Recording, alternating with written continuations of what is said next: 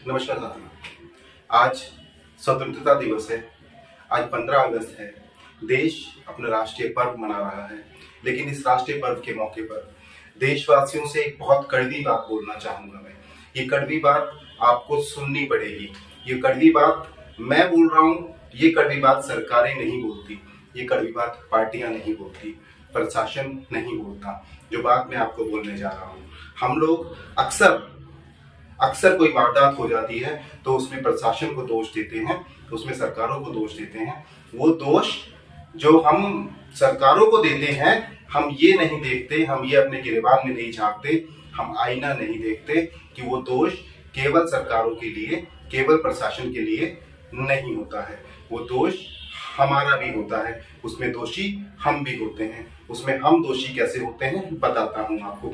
जब हम कोई वारदात हो जाती है और हम उसका विरोध करते हैं, सोशल मीडिया पर करना हो, आपस में पड़ोस में मिलकर 4 लोगों को करना हो, दोस्तों को करना हो, कहीं चाय की टपरी पर बैठकर विरोध करना हो, या इस प्रकार की सरकार या प्रशासन की किसी भी बात का विरोध करना हो, तो हम लोग क्या करते हैं? हम लोग उन्हें क्रिटिसाइज करते हैं, हम लोग उनकी आलोचना करते हैं। और आलोचना होनी भी चाहिए। ये स्वस्थ प्रजातंत्र का एक नमूना है कि हम अगर कोई गलत काम होता है या हमें लगता है कि हमारे अनुरूप नहीं हो रहा है, जनता के अनुरूप नहीं हो रहा है, तो उसका विरोध होना चाहिए, उसकी आलोचना होनी चाहिए। लेकिन ये आलोचना हम कैसे करते हैं, क्या क्या चीजों पर करते हैं, और हम ये नहीं देखते कि उन आलोचनाओं के पीछे हम कहाँ खड़े हैं, हमने ऐसा क्या दे दिया देश को जो ये सरकारें, ये प्रशासन नहीं दे पाए।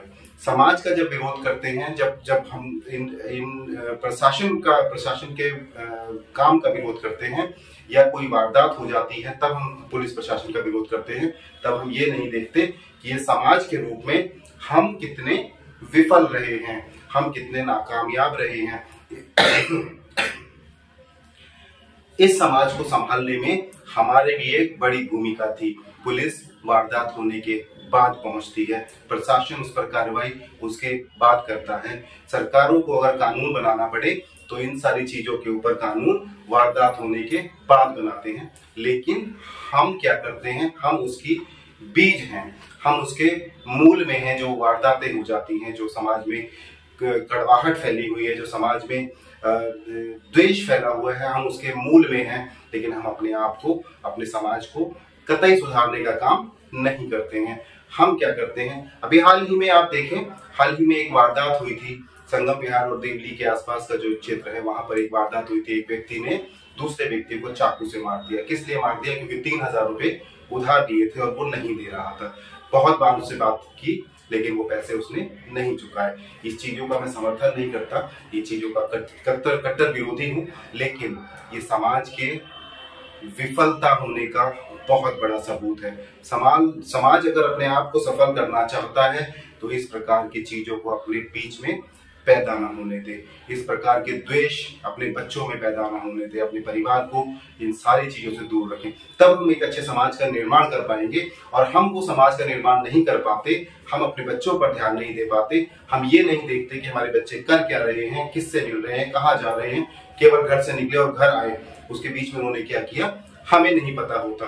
तो आप किस मुंह से सरकार का, प्रशासन का विरोध करते हैं जब आप अपने बच्चों के ऊपर अंकुश नहीं लगा सकते?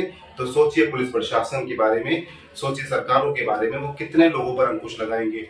वो तो वारदात होने के बाद ही आएंगे। वारदात नहीं होगी तो आप भी कहेंगे कि क्या किया हमारे बच्चों ने, जो आप रोकने आ गए। दोस्तों के साथ घूम ही तो रहा था। लेकिन होता क्या है, दोस्तों के साथ घूमना उसका इतना भारी पड़ जाता है, इतना आगे चला जाता है कि हम अपने आप को समाज के रूप में बहुत विफल देख पाते हैं। और ये सरकारों की नाकामी नहीं है, ये प्रशासन की नाकामी नहीं है, ये पुलिस की नाकामी भी नहीं है। ये नाकामी आपकी है, ये नाकामी मेरी है, ये समाज की नाकामी है। विचार जरूर कीजिएगा। आप सभी को स्वतंत्रता दिवस की बहुत बहुत शुभकामनाएं। लेकिन एक कड़वी बात है, दवाई के रूप में लीजिएगा और समझिएगा। मुझे बताइएगा अगर मैं गलत कह रहा हूं तो। नमस्कार।